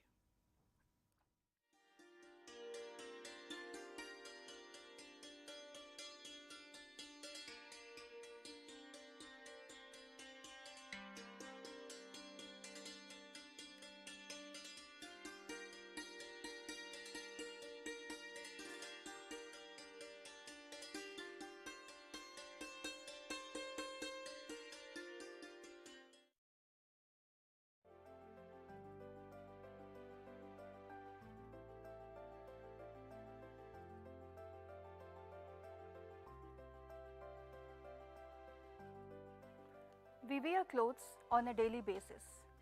But have we ever wondered, where do our clothes come from? Who makes our clothing? And who are the people and the process responsible for the whole manufacturing of our clothing? If you want to know more about this, Indira Gandhi National Open University from the School of Continuing Education has launched a program which is Certificate in Apparel Merchandising. There are many benefits after doing this program. You can become a designer in various fields. It can be fashion designer, apparel designer, costume designer, or even a textile designer. One can also work as a fashion consultant. Research and development is another field which one can take up after doing this certificate course. Going into academics is another perk after doing this program. Getting into fashion houses or fashion studios as an intern is also a very good option post doing the certificate in apparel merchandising. The basic eligibility of the program is 10+2. The duration of the program is 6 months to 2 years. The program is also available for both the admission cycles, which is July and January. The exams are conducted twice a year, in June and December. So what are you waiting for? Join this program and get an enriching knowledge in the field of apparel merchandising. And to do so, you can log on to the official website of the university, www.ignou.ac.in.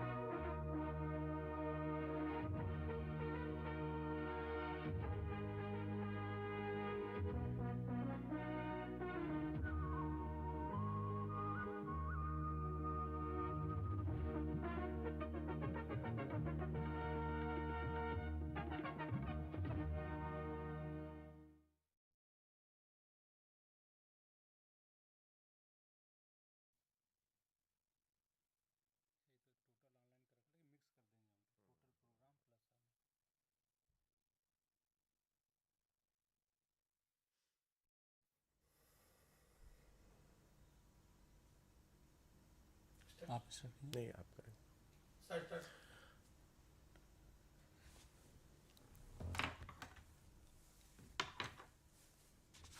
नमस्कार, मैं रमेश यादव और हमारे साथ हमारे सहयोगी हैं doctor Amit Kumar ji.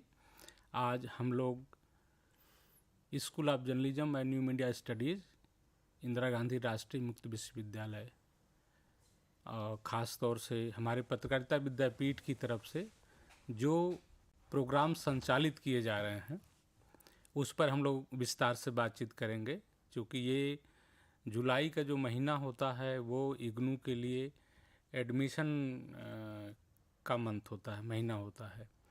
तो देश के बहुत सारे ऐसे छात्र जो मीडिया में, ख़ास तौर से print media, electronic media, radio, community media और न्यू मीडिया में जो लोग कैरियर बनाना चाहते हैं और जो इग्नू से प्रोग्राम करना चाहते हैं, उनके बारे में, उन प्रोग्राम के बारे में और उसमें कैरियर के क्या ऑप्शन हैं, उस पर हम लोग बातचीत करेंगे। हमारे जो सहयोगी डॉक्टर अमित कुमार जी हैं, उनसे मैं अनुरोध करूंगा कि अभी पत्रकारिता विद्यापीठ की तरफ से जो प्रोग्राम हम लोग संचालित कर रहे हैं उसके बारे में एक संक्षिप्त परिचय दें और उसके बाद फिर हम लोग एक एक प्रोग्राम का जो बेसिक इन्फॉर्मेशन है, जो एडमिशन के लिए फर्स्ट हैंड इन्फॉर्मेशन की जो ज़रूरत होती है, हम लोग पहले उसको साझा करेंगे और उसके बाद इसमें कैरियर यानी रोज़गार की क्या संभावनाएं हैं उस पर बातचीत करेंगे। Amit ji. Thank you Ramesh ji. School of Journalism and New Media Studies offers multiple programs and covering the different areas of journalism and mass communication. We are offering MA in Journalism and Mass Communication, which is a generic program, and that includes almost all the areas of journalism and mass communication, news media, and the medium wise also print, electronic, radio, TV, or online, then advertising, public relation, then communication research, so development communication. So our MA JMC is a broader master's degree program in the field of journalism and mass communication, which is useful for all the students who are searching or looking for career in the field of journalism and mass communication. Apart from this MA JMC, we are offering multiple PG diploma programs also, but those programs are the area specific, field specific. Like we have PG diploma in digital media, which is focused to the digital media. We have PG diploma in development communication, so that is focused to development communication. We have PG diploma in audio program production, So the focus is basically audio program production, and we have one PG generic PG diploma in journalism and mass communication also, that is focused, that is covering almost all the aspects of journalism and mass communication. From this session, July 2022, we have started one more PG diploma, that is PG diploma in electronic media, which covers, television, then the radio, then the online platforms. So the focus of this program is to skill our learners, or to enable our learners so that they can produce programs, audio programs, which can be used for radio or online platforms, and the video programs, which again can be used for television or the online platforms also. So this is the new program. So we have one certificate also, that is certificate in community radio. So these programs, as a school, we are offering to the students or to the interested persons in the field of journalism and mass communication. And our MA-JMC, this program is available in 3 languages. First is English, then second is Hindi, and the third is Tamil also. So from July 2020-22, we have started this program, our MA-JMC, in Hindi and Tamil also. As far as other programs are concerned, as of now, except PG Diploma in Audio Program Production and CCR is also available in both the languages, Hindi and English. But the new PG Diploma programs, that is PG Diploma in Electronic Media, PG Diploma in Development Communication, PG Diploma in Digital Media, these programs are available in the English only, but students can write their examination, they can submit their assignments, they can do their practicals and projects, all these activities in Hindi also.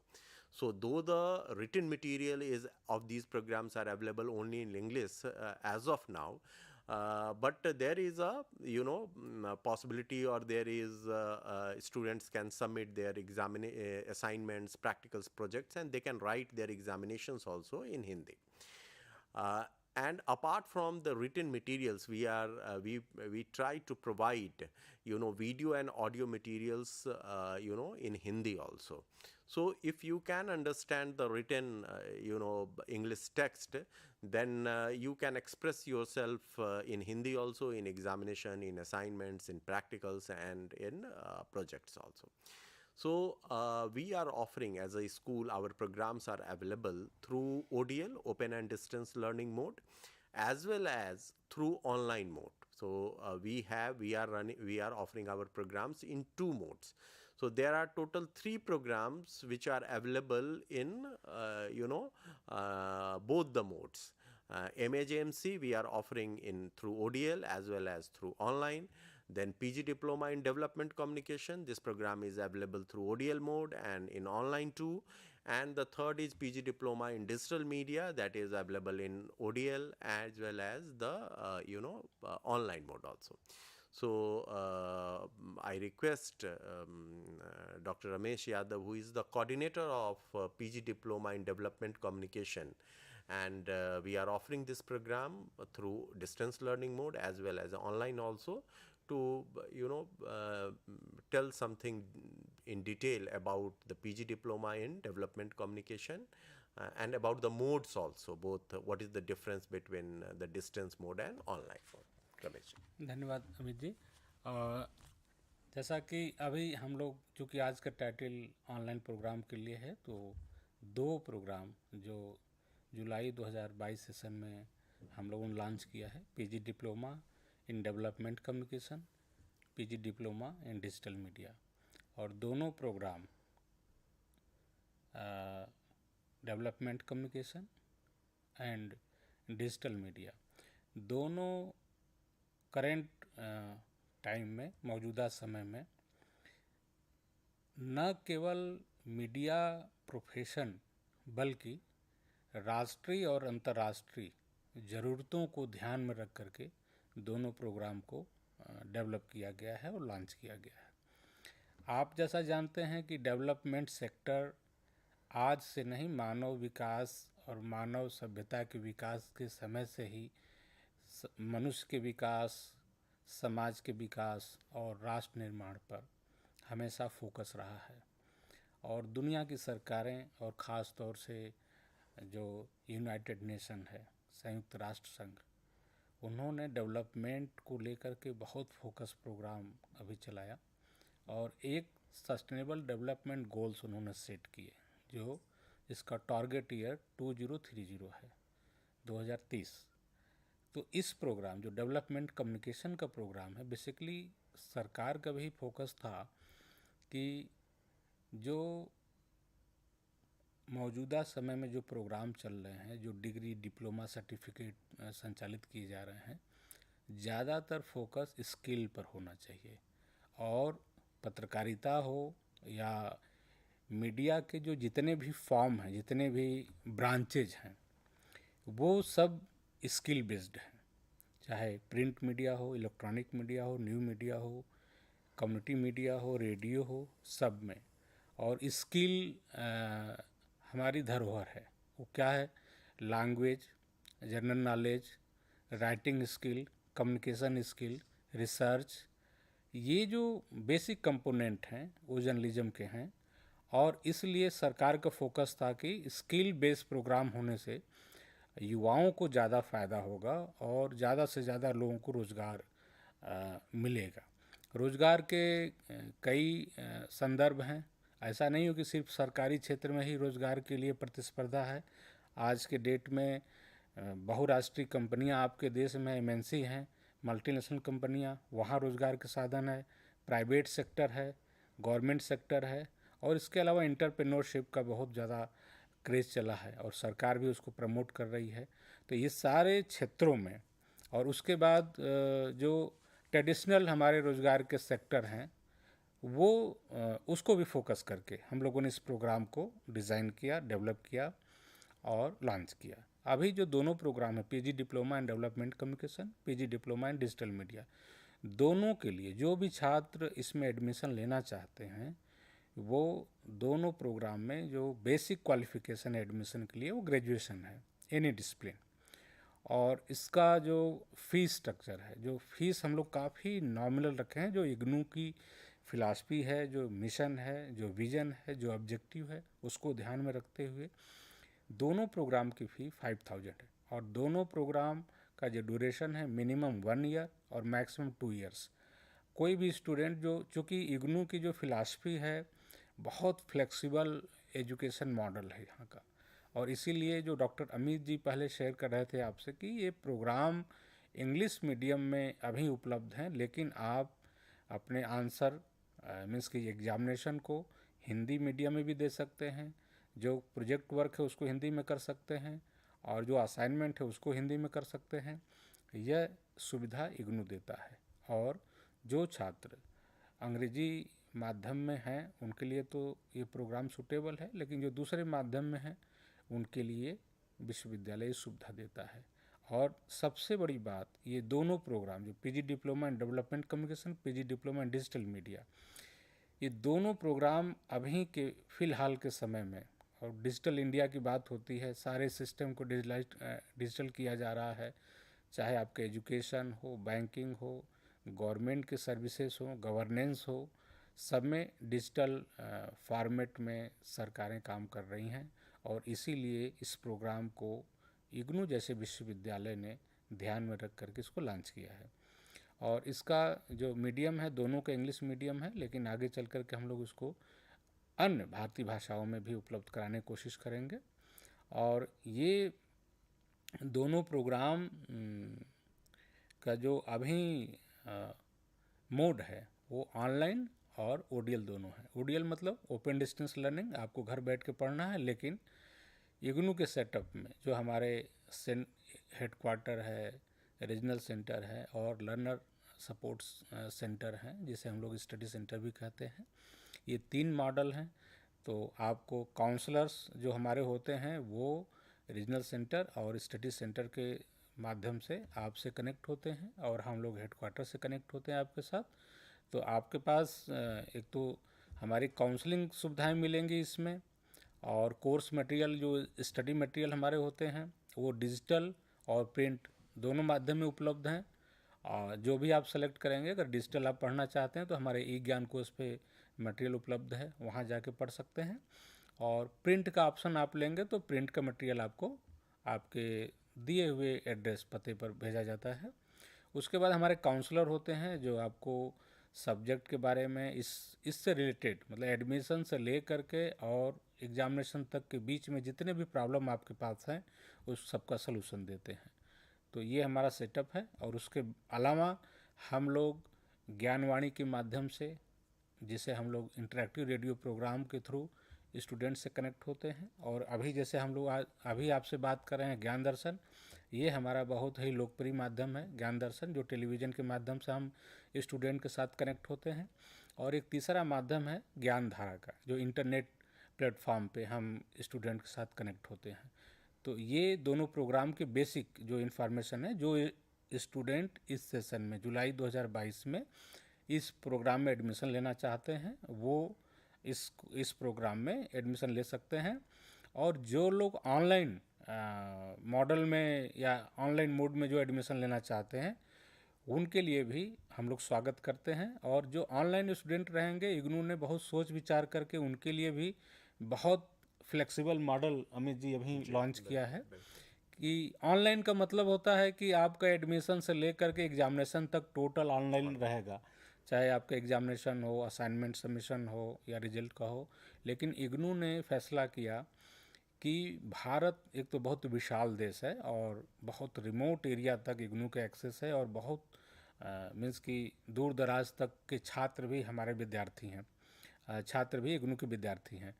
तो उनके तक 24 घंटा बिजली हो और net उसी speed में हो, ऐसा थोड़ा सा कई बार चुनौतियां होती हैं।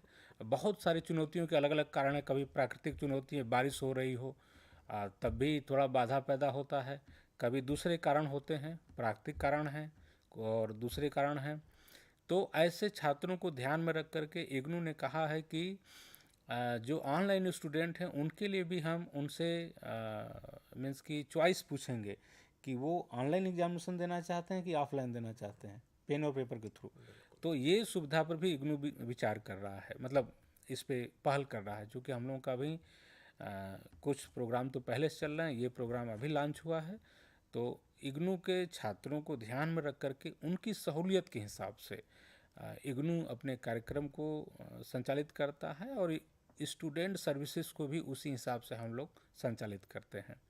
तो ये तो प्रोग्राम रहा। अमित जी, बहुत सारे लोग, जैसे हम लोग ओपन डिस्टेंस लर्निंग यूनिवर्सिटी हैं, तो और ये मीडिया का प्रोग्राम है जितना, जैसे एमए प्रोग्राम, पीएचडी प्रोग्राम है, PG diploma in electronic media, PG diploma in development communication, PG diploma in digital media और सर्टिफिकेट इन कम्युनिटी रेडियो, ये जितने प्रोग्राम है और रेडियो के प्रोग्राम। तो लोग सोचते हैं कि ओपन डिस्टेंस लर्निंग में कैसे मीडिया के प्रोग्राम, जो मैक्सिमम लोगों का सोच होता है कि ये तो बहुत प्रैक्टिकल लैब ओरिएंटेड प्रोग्राम है, तो इग्नू कैसे संचालित करता है, एक लोगों के मन में ये भ्रम रहता है। तो थोड़ा आप इस पर प्रकाश डालिए कि इग्नू में इतने बड़े संख्या में हमारे छात्र पीजी जेएमसी में, एमए जेएमसी में और इन प्रोग्रामों में हैं, तो बाकी जो छात्र नए आने वाले हैं उनके मन में कोई भ्रम नहीं रहना चाहिए। तो उनके भ्रम का निराकरण हम लोगों को इस प्लेटफॉर्म से करना चाहिए। हमारे जैसा आप रमेश जी या हमारे बाकी लोग भी जानते हैं कि मीडिया के जितने प्रोग्राम हैं उसमें प्रैक्टिकल एक महत्वपूर्ण तत्व होता है। जो प्रायोगिक कार्य हैं या जो प्रैक्टिकल का काम है उसके बिना उसको पूरा कर पाना संभव नहीं हो पाता है।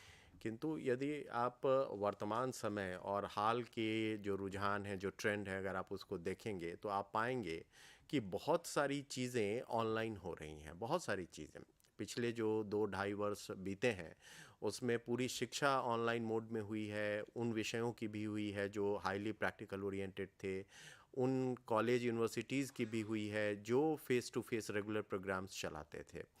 तो ऑनलाइन तकनीक जो है, अब जो modern information and communication technology है वो बहुत एडवांस है, आप सब जानते हैं।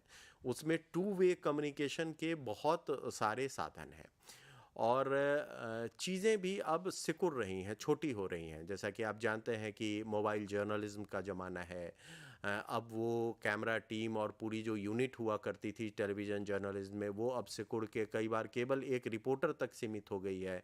रिपोर्टर को ही अपने सेल्फी स्टिक और बाकी कुछ एसेसरीज़ के थ्रू वही कैमरामैन होता है, वही रिपोर्टिंग भी करता है और वही आके स्क्रिप्ट लिखता है, और एक हद तक उससे ये भी उम्मीद की जाती है कि वो कम से कम रफ कट्स लगा के उसको एडिट के लिए भी तैयार कर दे। तो ऐसे माहौल में, और ये सारी चीज़ें स्मार्टफोन के थ्रू होती हैं, तो बहुत कुछ संभव है अब ऑनलाइन के माध्यम से, जैसा कि हमारा ही प्रोग्राम है जिसमें ऑडियो एडिटिंग का कंपोनेंट है, वीडियो एडिटिंग का कंपोनेंट है, फोटोग्राफी का कंपोनेंट है। ऑडियो एडिटिंग पे हमने एक पूरा वर्कशॉप एक दिन का रखा था, ऑडियो एडिट कैसे आप अपने ऑडियो प्रोग्राम्स को एडिट कर सकते हैं, वो भी ऐसे सॉफ्टवेयर्स के थ्रू जो कि ओपन सोर्स्ड हैं, जो कि फ्री है, आप फ्री डाउनलोड करके उनका उपयोग कर सकते हैं। और जो ऑनलाइन क्लासेज या गूगल मीट के थ्रू हो या फेसबुक के थ्रू हो, ये वर्कशॉप जो होते हैं उसमें बहुत आसानी से, चूँकि रिसोर्स पर्सन अपना स्क्रीन शेयर करते हैं, वो एक एक स्टेप आपको बताते हैं कि ऐसे फाइल में जाना है, ऐसे आप ऑडियो क्लिप्स या वीडियो क्लिप्स इंपोर्ट करेंगे, ऐसे उसको गैलरी में लाएंगे, ऐसे प्रोजेक्ट विंडो में लाएंगे, ऐसे टाइमलाइन पे लाएंगे, कैसे उसमें कट लगाएंगे, कैसे बाकी सारी चीज़ें जो हैं वो सब कुछ स्क्रीन पे दिखता है, वो एक एक स्टेप करके बताते हैं और आप फिर उसको फॉलो करते हैं। तो ये सारी सुविधाएं अब उपलब्ध हैं, इसलिए मुझे नहीं लगता रमेश जी कि अब मीडिया में जो प्रैक्टिकल है वो टेक्नोलॉजी के थ्रू डिलीवर नहीं होता। प्रैक्टिकल में एक तो राइटिंग एक्सरसाइजेज हैं जो बहुत आसानी से हो सकती है, दूसरा मैंने बताया कि जो एडिटिंग की चीज़ें हैं, आप क्लासरूम में भी बच्चों को कैसे सिखाते हैं, आप स्क्रीन दिखाते हैं, आप बताते हैं कि ये सॉफ्टवेयर है, ये इसका यूज़र इंटरफेस है और आप ऐसे ऐसे करेंगे, वो सारी चीज़ें आप कर सकते हैं। जो ऑनलाइन हम वर्कशॉप करते हैं उसमें वो चीज़ें दिखती हैं, स्पष्ट दिखती हैं। तो अब प्रैक्टिकल मीडिया का फेस टू फेस इंटरेक्शन का मोहताज नहीं रह गया है, क्योंकि हमारी जो modern information and communication technology है उसने इंटरेक्शन का, इंटरैक्टिविटी का, टू वे कम्युनिकेशन का इतना स्ट्रॉन्ग और इफ़ेक्टिव मीडियम प्रोवाइड करा दिया है, इतने टूल्स हैं इफ़ेक्टिव, फ्री ऑफ कॉस्ट ऐसे इफ़ेक्टिव टूल्स अवेलेबल हैं जिनसे ये चीज़ें काफ़ी आसान हो गई हैं। और तो आज तो हम लोगों के पास समय का भी थोड़ा कमी है, और इस समय के संकोच में हम लोग और बातचीत करना चाहते थे, लेकिन आज संभव नहीं है। हम लोग फिर कभी इस पे और विस्तार से बात करेंगे। ये एडमिशन पूरे जुलाई सेशन तक चल रहा है, और जो भी छात्र इग्नू में एडमिशन लेना चाहते हैं वो आप आइए, एडमिशन लीजिए, आपका स्वागत है। और PG diploma in development communication के बारे में हम एक दो इन्फॉर्मेशन हमारे पास 1 मिनट का है उसमें शेयर करते हैं कि एक तो कोई भी स्टूडेंट या जनरल स्टूडेंट वो एडमिशन ले सकते हैं। दूसरे जो अगर कहीं जॉब कर रहे हैं, अगर डेवलपमेंट सेक्टर में उनको करियर बनाना है तो वो आ सकते हैं। और चूँकि डेवलपमेंट सेक्टर एक ऐसा है जिसमें रिसर्च और पॉलिसी फ्रेमवर्क, मॉनिटरिंग, इवैल्यूएशन, ये कंपोनेंट भी उसमें बहुत यूज होते हैं, इसलिए इस एरिया में अगर कोई करियर बनाना चाहता है वो आ सकता है। और ये प्रोग्राम चूँकि इंटरनेशनल नेचर का है, तो जो United nation, UNDP, UNESCO, UNICEF इसमें करियर बनाना चाहते हैं वो आ सकते हैं। और गवर्नमेंट सेक्टर, जो डेवलपमेंट सेक्टर में गवर्नमेंट काम करती हैं, गवर्नमेंट के जो एजेंसियां हैं उसके लिए करियर बना सकते हैं। मीडिया इंडस्ट्री है और एकेडमिक सेक्टर भी, PG diploma in development communication के बाद एक वहाँ भी छात्रों के लिए अवसर है। तो अमित जी, ये तो प्रोग्राम हुआ diploma, PG diploma in development communication. इसके अलावा जो लोग रेडियो में करियर बनाना चाहते हैं, जो लोग टीवी मीडिया में करियर बनाना चाहते हैं, जो लोग न्यू मीडिया में करियर बनाना चाहते हैं या प्रिंट मीडिया में बनाना चाहते हैं, उन सब के लिए इग्नू में सर्टिफिकेट से लेकर एमए प्रोग्राम और पीएचडी प्रोग्राम हम लोग संचालित कर रहे हैं। आप सब लोग आइए और आपका स्वागत है।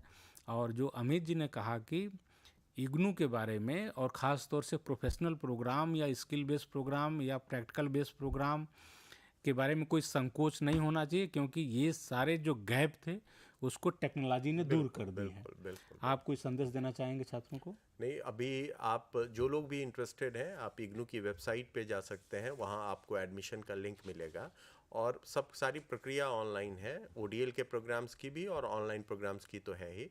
आप वहाँ जाके उसको क्लिक करें और आप अगर इंटरेस्टेड हैं तो इग्नू में आपका स्वागत है मीडिया प्रोग्राम्स में। तो इसी के साथ हम लोग आज का यह सत्र समाप्त करते हैं। आप आइए, आपका इग्नू में स्वागत है। हम लोग फिर मिलेंगे और फिर इस संबंध में और बातचीत करेंगे। बहुत शुक्रिया, धन्यवाद। धन्यवाद।